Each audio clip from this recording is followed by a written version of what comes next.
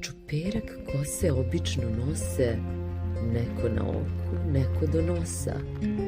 Ali ima jedan čuperak plavi, zamisli gde je, u mojoj glavi. Kako u glavi da bude kosa? Lepo, u glavi. To nije moj čuperak plavi, već jedne sanje iz 6. A. Pa šta? Vidjet ćeš šta, kad jednog dana čuperak nečije kose tuđe malo u tvoju glavu uđe. Pa se umudriš, udrveniš, pa malo, pa pocrveniš. Pa grickaš nokte i kriješ lice, pa šalješ tajne ceduljice. Pa nešto kunjaš, pa se mučiš, pa učiš, a sve ko ješta učiš. Izmešaš rotkve i romboide, izmešaš note i piramide, izmešaš leptire i gradove i sportove i ručne radove i tropsko bilje i stare grke i lepo ne znaš šta ćeš od muke. Sad vidiš šta je čuperak plavi, kad ti se danima mota po glavi, pa od dečaka pravog junaka napravi tunjavka i nespretnjaka. Pesma Plavi čuperak pripada istoimenoj zbirci pesama Miroslava Antića, prvi put objavljenoj 1965. godine, svojevrsnom lirskom priručniku za odrastanje. Ovaj srpski pesnik, reditelj, novinar i slikar u njoj je pisao o ljubavnim osjećanjima onih koji stoje na pragu između detinjstva i mladosti, onih koji po prvi put otkrivaju velike radosti i tuge života. Motivi pesama su ljubav, zaljubljivanje, odrastanje, maštanje, sanjarenje. Tema pesme Plavi čuperak je prva ljubav jednog dečaka. Slobodni stihovi nejednake dužine, raspoređeni u 5 strofa, otkrivaju nam svet začuđenog, uplašenog, postiđenog, zbunjenog lirskog subjekta koji se po prvi put susreće sa osjećanjem zaljubljenosti. Veliko pesničko umeće Mike Antića, njegovo istinsko poznavanje dečije duše, glas lirskog subjekta čine neposrednim i iskrenim, a perspektivu iz koje teče njegova ispovest uverljivom i sasvim bliskom onoj životnoj dobi kojoj je pesma namenjena. Pesmu tako čitalac doživljava kao ličnu ispovest zaljubljenog dečaka pred svojim prijateljem. U pesmi čujemo i glas prijatelja, dijalog koji se među njima odvija. Njegovom drugu, koji očigledno nema iskustva prve ljubavi, nije jasno kako u glavi može da bude nečija kosa. On svojim nerazumevanjem umanjuje i relativizuje osjećanja lirskog subjekta, što zaključujemo iz komentara Pa šta, kojim dočekuje ispovest svog druga. Dečak mu nizom konkretizovanih pesničkih slika objašnjava kako se osjeća i uverava ga da će ga razumeti tek kada se i njemu dogodi ljubav. Sa strane drugima može možda izgledati smiješno kada se neko zaljubi, ali ne i onome ko burno doživljava svoju prvu ljubav.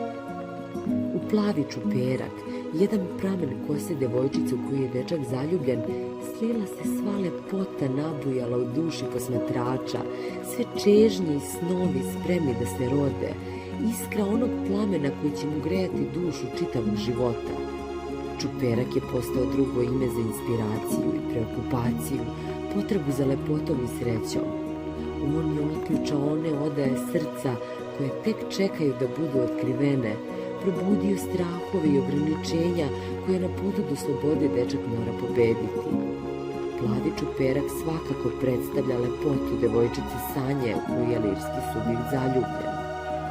Upotrebom stilske figure sinegdohe koja se koristi kada se celina iskazuje delom te celine, Plavi čuperak predstavlja i devojčicu samu, ali on je i više od toga. On je slutnja sreće, uzbuđenja, poleta, jednog punijeg i kompleksnijeg života koji sa odrastanjem dolazi. Mika Antić je uočio one suptilne promene koje se dešavaju u duši deteta koje prvi put istinski voli. Osjećanje do tada nepoznato, njegove fizičke i psihičke manifestacije dočarao je jasnim i konkretnim pesničkim slikama. Zbunjenost, smetenost, zaboravnost, nedostatak koncentracije za školske obaveze, iznenadnu stidljivost pred onim ko nam se dopada, uznemirenost, uzbuđenje, istovremenu malodušnost i polet, hrabrost i kukavičluk, tu krhku i treperavu granicu između dva sveta koje se dodiruju nagoveštajima, slutnjama, strepnjama, tajnim ceduljicama, plašljivim pogledima. Prva ljubav je i prva bol, lekcija kroz koju po prvi put učimo kako se leti. Ovaj period rađanja prvih đačkih ljubavi, ovo nemirno i duboko ćutanje, male i velike ljubavne tuge, nespretnost, neimenovano osjećanje treperenja duše, u pesničkoj zbirci Mike Antića znače oproštaj od detinjstva. Plavi čuperak predstavlja ulaz u novi svet, svet otvorenih, a nepoznatih i neizvesnih puteva kojima nas privlači nada i poverenje, a na kojima spotiče strah ili razočarenje. Mika Antić razume bure u duši deteta i sam večiti dečak. Ljubav predstavlja kao veliku nepoznanicu, tajnu i inspiraciju života. Ljubav je predstavljena kao slatko iščekivanje, treperava strepnja, izazov da pobedimo sebe i slabosti koje se njenim dolaskom jasnije vide.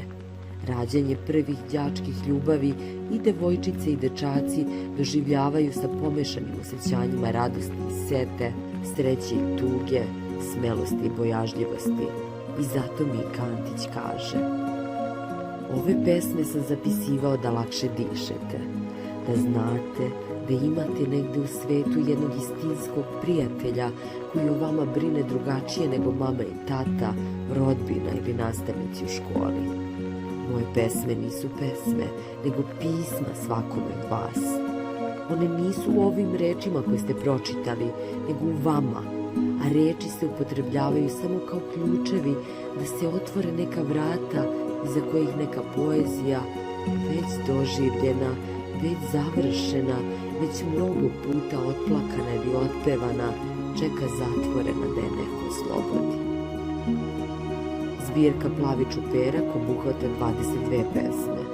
Neke od pesama su Tajna, Prvi tango, Proleće, Plava zvezda, Najljubavnija pesma, Đački korzo, Zagonetka. Ovo su pesme koje čitaju i odrasli. Oni koji nisu prestali da veruju u ljubav, oni koji imaju čisto otvoreno srce i radoznali pogled deteta, oni koji još umeju da vide lepotu, jer kao što kaže Mika Antić, zaboravite da brojite i 24. ljubav mora biti prva ako je prava.